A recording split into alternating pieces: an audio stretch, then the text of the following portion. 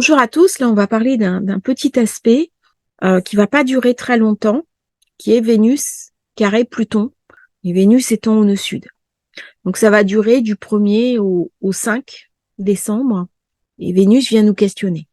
Dans l'idée de Pluton, il y a une transformation, mais il y a aussi une destruction. Il y a aussi une remise à niveau. Il y a la possibilité de dislocation. Vénus, c'est la chair. Et là, on voit qu'il y a malheureusement quelque chose qui est en train de se disloquer, quelque chose d'un équilibre, quelque chose des accords, quelque chose qui était enraciné depuis longtemps et qui était peut-être un équilibre de paix qui est en train de se désemboîter. Alors c'est pas un aspect qui va durer longtemps, mais là Vénus apparaît comme un déclencheur parce que j'ai quand même un carré Pluton nœud sud qui est actif depuis plusieurs semaines. J'ai fait une vidéo sur le sujet. Et là, Vénus, elle vient me montrer qu'un équilibre de paix reste très précaire. Elle vient me questionner au niveau intérieur, au niveau de mon propre rapport au monde, de ma corporalité aussi. Comment, en tant qu'être de chair, en tant qu'être organique, parce que en tant que femme, là, on vient parler de la féminité, en tant que protectrice, comment je peux porter l'idée que la pulsion de vie est plus importante que la pulsion de mort. C'est ça que ce carré vient nous raconter. Pluton, il est dans la pulsion de mort. C'est Thanatos. C'est le scorpion. C'est qu'est-ce que j'aime le plus? Il vient me parler aussi, par exemple, du suicide. Il vient me parler des gens qui ne sont pas vivants. Il y a pas deux mondes, les vivants et les morts. Il y a des personnes qui sont vivantes, mais qui ne rentrent pas dans leur vie, qui sont quelque part des fantômes, parce que ils n'arrivent pas à s'impliquer dans leur vie, à prendre en main leur vie, pour des raisons souvent légitimes. Des personnes qui ont beaucoup souffert, qui ont vécu une épreuve, parfois des épreuves terribles. Et quand on vit une épreuve terrible, il y a toujours un temps de deuil. Ça, c'est normal. Mais après ce temps de deuil, ce temps de la récupération de l'instant, va se poser la question de la cicatrisation. Si je refuse de cicatriser pour des raisons qui sont légitimes, si je refuse de passer à autre chose, eh bien, quelque part, ma plaie va rester béante. Et là, je suis dans le carré Pluton-Vénus. Si ma plaie reste béante, à un moment donné, ma plaie va me détruire. C'est-à-dire que la béance, le refus de cicatriser, le refus de passer à autre chose, va confisquer ma vie. Et qu'est-ce qui va se passer? Puisque Pluton est dans le Capricorne, ça m'envoie vers Saturne, Saturne qui est en Poisson. Eh bien là, c'est tous les affres de la fuite en avant, c'est-à-dire la drogue, l'alcoolisme, et voire des médicaments à outrance pour oublier. Mais quand j'oublie, je m'oublie moi-même. C'est-à-dire qu'il y a une différence entre l'instantanéité, le deuil, et regarder sa propre souffrance pour la soigner, mais à un moment donné, Pluton vient me raconter qu'une sortie de crise est nécessaire. C'est-à-dire qu'à titre personnel, si je ne me mets pas dans une situation de guérir, eh bien, je vais traîner ma vie un petit peu comme un boulet. Mais je ne serai pas vivant. Je ne serai pas dans mon incarnation. Je ne serai pas dans mon rôle. Je ne serai pas dans ma vie. Je ne serai pas dans ma réussite. Si je ne suis pas dans ma réussite, dans ma vie, si je ne prends pas ma place, quelle que soit ma place, c'est pas ça qui est important. Il n'y a pas une place qui est supérieure à l'autre. Bon, il y en a qui sont peut-être plus faciles que d'autres. Il y en a qui sont plus prestigieuses que d'autres. Mais il y a des personnes qui ont des rôles très humbles et qui sont très heureux dans ce rôle très humble. Je me souviens d'une femme d'une simplicité incroyable qui pour moi était une très grande leçon, dont le rôle et la mission était d'aller faire du ménage chez des personnes âgées. Et elle me disait, je suis le rayon de soleil qui arrive chez eux. Et je m'accroche à ça. Ça me nourrit. Ça m'apporte beaucoup de choses. Et cette femme m'avait apporté une leçon de simplicité incroyable. Quelque chose de l'heure du quotidien. Voilà. Mais elle était vivante. Et c'est ça la question que Pluton vient raconter à Vénus. Est-ce que tu es vivant ou pas? Ou est-ce que tu es un mort-vivant? C'est-à-dire au nœud sud, ok, tu as eu des blessures, tu souffres du transgénérationnel, tu souffres d'une identité qui, quelque part, 2 générations avant ont connu la guerre, les grandes guerres, les grands fantômes du passé. Mais est-ce que tu continues à être habité par tes fantômes ou est-ce qu'à un moment donné, tu vas ouvrir le placard, les mettre dedans et les brûler? Et là, Pluton vient nous parler de brûlure.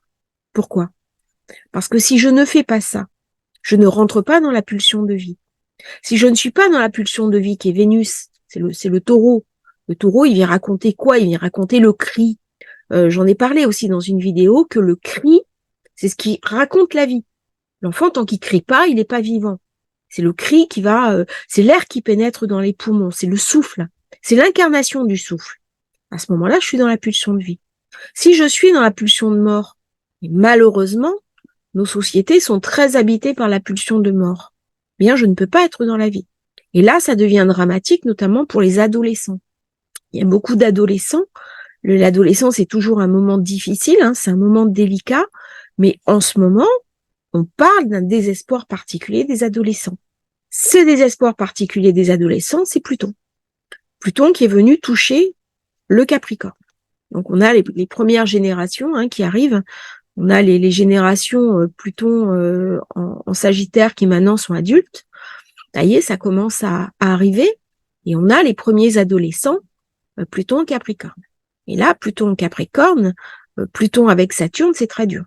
Et il y a un renforcement de la pulsion de mort.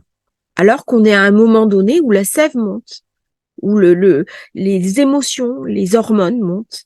Et donc, normalement, on devrait être axé complètement sur la pulsion de vie. Et là, il y a une aversion.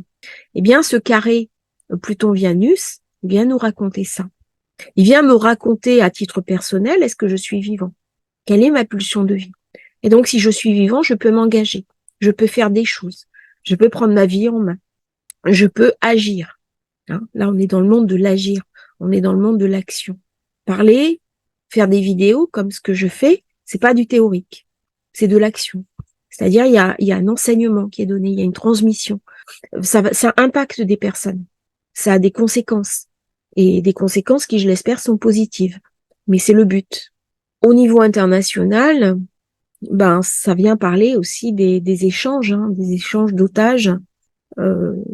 Mais là, pareil, un enfant contre quelqu'un qui est en prison, contre des gens qui ont fait des choses très dures. Et donc, il y a l'innocence. Quel est le poids de l'innocence? Quel est le prix de l'innocence? Là, Vénus en Balance, elle vient un peu me questionner là-dessus, surtout avec ce quinconce avec Neptune. Et bon, j'en ai beaucoup parlé du quinconce Neptune-Vénus au nœud sud. Je vais pas revenir là-dessus, mais ça vient parler aussi de la valeur de l'innocence. Est-ce qu'on valorise assez dans notre monde cette valeur fine de l'innocence? Je dis toujours qu'on ne passera pas dans l'ère du Verseau avec les fantômes du Poisson. Et je pense notamment à la place des enfants. Il y a eu trop d'enfances qui ont été saccagées. Je pense à j'en reparlerai plus longuement, mais des personnes qui sont devenues adultes et qui ont vécu des choses abominables dans l'enfance. Et là, il y a des compréhensions à faire. Pas tant au niveau individuel que collectif. C'est-à-dire qu'à un moment donné, il faudra bien que la société se regarde en face sur c'est à la manière dont on traite nos enfants qu'on peut savoir le niveau de compréhension de notre société. C'est-à-dire, il y a des choses qui sont pas admissibles. Il y a des choses qui sont pas admissibles. Comme ce qui s'est passé là à Crépol, c'est pas admissible. Parce que ça aussi, c'est pas du même ordre que ce que je viens de dire, mais c'est la même compréhension. C'est-à-dire un adolescent. Et là, on est dans le carré Vénus-Pluton. C'est-à-dire la chair qui est attaquée. C'est pas des configurations faciles. Heureusement qu'on a quand même des configurations qui amènent un petit peu d'espoir, mais on voit bien là comme des personnes vont être touchées en fonction des thèmes de naissance. Donc regardez un petit peu dans votre thème de naissance ce que ça vient raconter, ce que ça vient vous dire, et de là Regardez un petit peu votre vie. C'est des moments pour s'interroger. C'est des moments pour penser sa vie en termes de sens. Je peux pas uniquement penser ma vie en termes de ni d'action, ni de quotidien. Là, je suis invitée à repenser le sens par Vénus-Neptune. C'est très rare, hein, la conjonction Vénus nœud sud. Vénus nœud sud en Balance, elle est très rare.